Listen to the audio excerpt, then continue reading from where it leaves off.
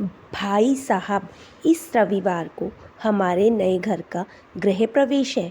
आप सभी को आना है और मैं गाड़ी भेज दूंगा। छोटे भाई समीर ने अपने बड़े भाई राजीव को फ़ोन पर बुलाते हुए कहा।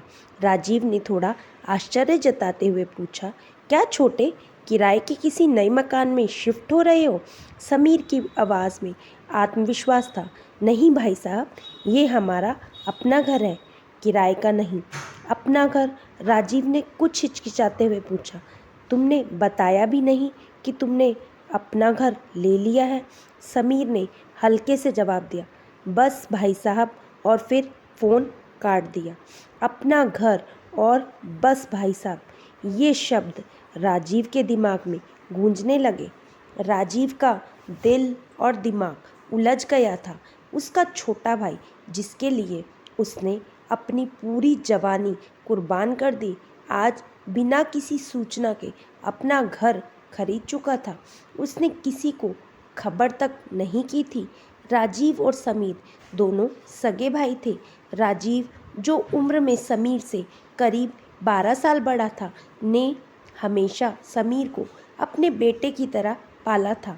उनके माता पिता की असमय मृत्यु हो जाने के बाद राजीव ने अपनी पूरी जिम्मेदारी छोटे भाई की देखभाल में लगा दी थी।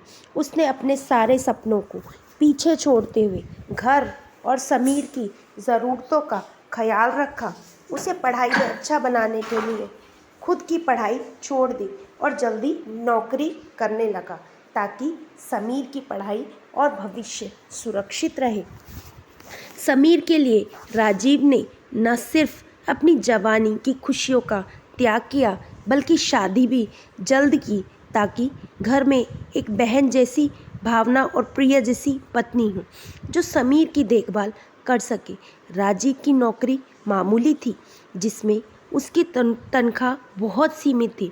फिर भी उसने कभी यह महसूस नहीं होने दिया कि घर की जिम्मेदारियां भारी हैं। राजीव ने अपनी खुशियों को पीछे छोड़ दिया था, ताकि समीर का भविष्य उज्जवल हो सके। समय बीतता गया। समीर ने अपनी पढ़ाई पूरी कर ली और एक प्रतिष्ठित कंपनी में नौकरी भी पा ली। नौकरी मिलने के बाद उसने खुद का एक किराए का मकान लिया और वहाँ अपनी पत्नी नेहा के साथ रहने लगा। इस दौरान राजीव और प्रिया के भी 2 बच्चे हो गए, उनकी बेटी सृष्टि और बेटा अक्षय।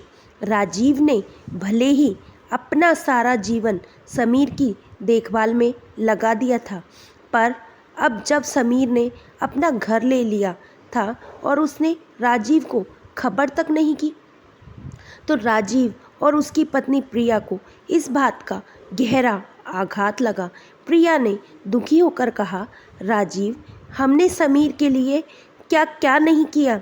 हमारी अपनी बेटी के लिए भी हमने कई बार अच्छे कपड़े नहीं खरीदे, ताकि समीर की हर ज़रूरत पूरी हो सके।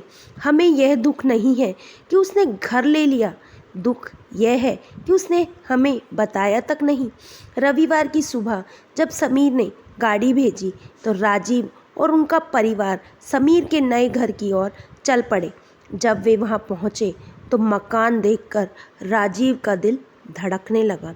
मकान की भव्यता, उसकी विशालता और हर कोने में फैली आधुनिकता ने उसे कहीं गहरे तक झकझोर दिया। हर कोना, हर दीवार जैसे उसे ये एहसास दिला रही थी कि समीर ने कितना बड़ा कदम उठा लिया था और उसे इसकी जानकारी भी नहीं थी। राजीव के मन में कई सवाल उठने लगे। इतना बड़ा मकान, इसका खर्चा तो करोड़ों में होगा, और मैं तो अपनी बेटी की शादी के लिए भी ठीक से इंतज़ाम नहीं कर सका। यह सोचकर उसके दिल में एक हूक उठी। उसी समय पंडित जी की आवाज़ आई। गृह प्रवेश के लिए मकान के स्वामी हवन के लिए आगे आए। समीर के दोस्तों ने कहा, पंडित जी तुम्हें बुला रहे हैं, तुम्हें हवन में बैठना है। लेकिन समीर ने मुस्कुराते हुए जवाब दिया, नहीं, इस मकान का मालिक मैं अकेला नहीं हूँ। मेरे बड़े भाई राजीव भी इस मकान के स्वामी हैं। आज जो कुछ भी मैं हूँ सिर्फ उनके कारण ही हूँ। इस मकान के 2 हिस्से हैं, एक मेरा और एक उनका। राजीव ने यह सुनकर हैरानी से समीर की ओर देखा। उसे यकीन ही नहीं हो रहा था कि समीर ने अपने मकान में राजीव के लिए भी जगह रखी है। हवन के दौरान समीर ने राजीव के कान में फुसफुसाते हुए कहा, भाई साहब चिंता मत कीजिए, सृष्टि की शादी हम दोनों मिलकर करेंगे। राजीव के आंसू अब थमने का नाम नहीं ले रहे थे। उसकी आंखों में जो आंसू थे वे अब दर्द और गिले शिकवों के नहीं थे, बल्कि गर्व और स्नेह के थे।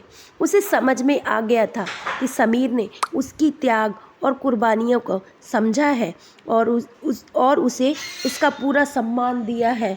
इस घटना ने राजीव के दिल में छिपे सारे दुख और नाराज़गी को मिटा दिया।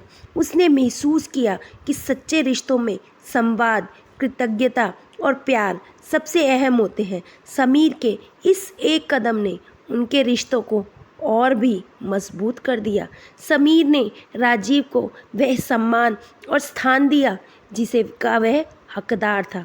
राजीव ने महसूस किया कि उसके छोटे भाई ने न केवल उसकी कुर्बानियों को समझा बल्कि उन्हें अपनाया भी, और यह बात उसे गर्व और खुशी से भर गई। इस कहानी ने यह साबित कर दिया कि सच्चे रिश्ते सिर्फ खून के नहीं होते, बल्कि उनमें त्याग, समर्पण और एक दूसरे के प्रति निस्वार्थ प्रेम भी होता है। जहाँ परिवार का सम्मान और प्यार होता है, वहाँ रिश्तों की मिठास कभी कम नहीं होती। अगर ये कहानी आपके दिल को छू गई हो तो इसे अपने परिवार और दोस्तों के साथ साझा कीजिएगा। आशा करती हूँ दोस्तों आपको ये कहानी अच्छी लगी होगी। कहानी अच्छी लगी हो तो चैनल को लाइक, शेयर, सब्सक्राइब करना ना भूलिएगा। नोटिफिकेशन बेल को भी प्रेस कर दीजिएगा। फिर मिलेंगे दोस्तों एक नई कहानी के साथ। तब तक हंसते रहिए, मुस्कुराते रहिए, स्वास्थ्य का ध्यान रखिएगा। धन्यवाद।